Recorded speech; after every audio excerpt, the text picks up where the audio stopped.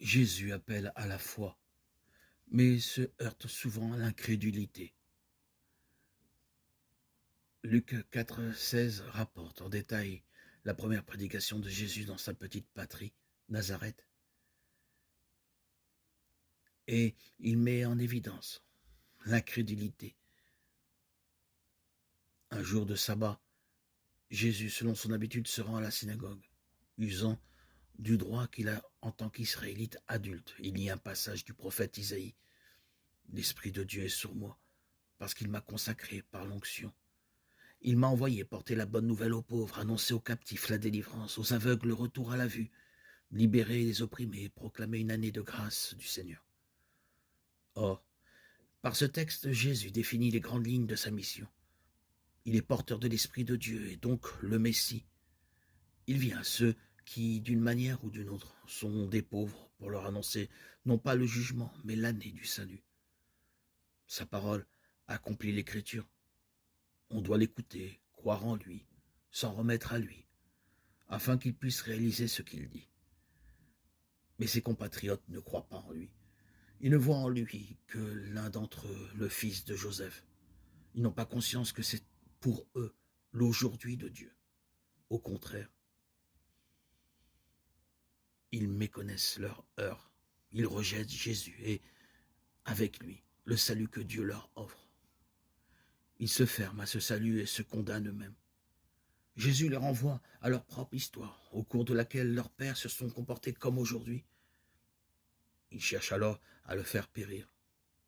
Les gens de Nazareth, au milieu desquels il a grandi, sont les premiers à le menacer de mort.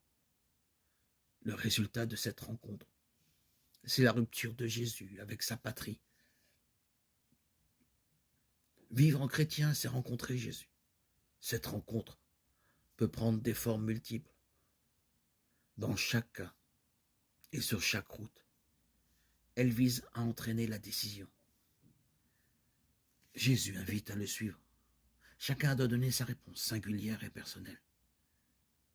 Il doit toujours davantage se mettre lui-même en état de réponse. Le chemin qui nous mène à Jésus peut être long et pénible. Il peut comporter bien des détours.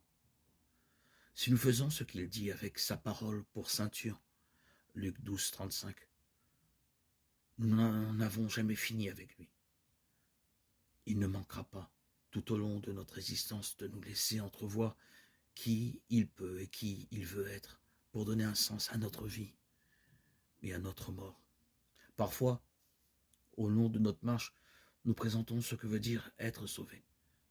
Dans ces moments-là, Jésus est pour nous plus qu'un nom. Il est une profession de foi. Dieu sauve. Le salut n'est en aucun autre nom que celui-là. Acte 4, 12. Combien de fois n'est-il pas vrai, ne nous arrive-t-il pas de devoir tout abandonner pour nous préparer à cette rencontre toujours plus profonde de Jésus, à cette amitié toujours plus étroite avec lui? Ne sont-elles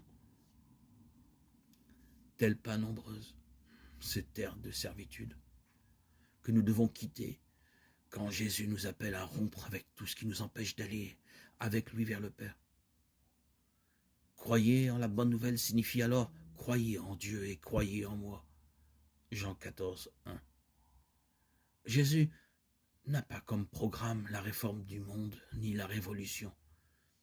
Il exige que l'homme commence par se changer lui-même, puisque Dieu a commencé par faire de lui un homme nouveau et qu'il veut lui faire don de son esprit.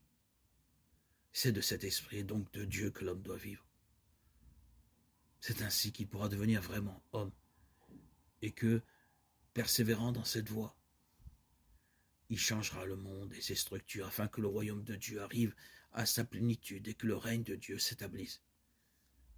C'est de cette manière que l'homme réalise la vocation que Dieu a voulu pour lui. Il permet à Dieu d'être Dieu et parvient au salut en devenant un de ces hommes que Dieu aime. Luc 2, 14. Et Dieu sera tout en tous et en tout. 1 Corinthiens 15, 28.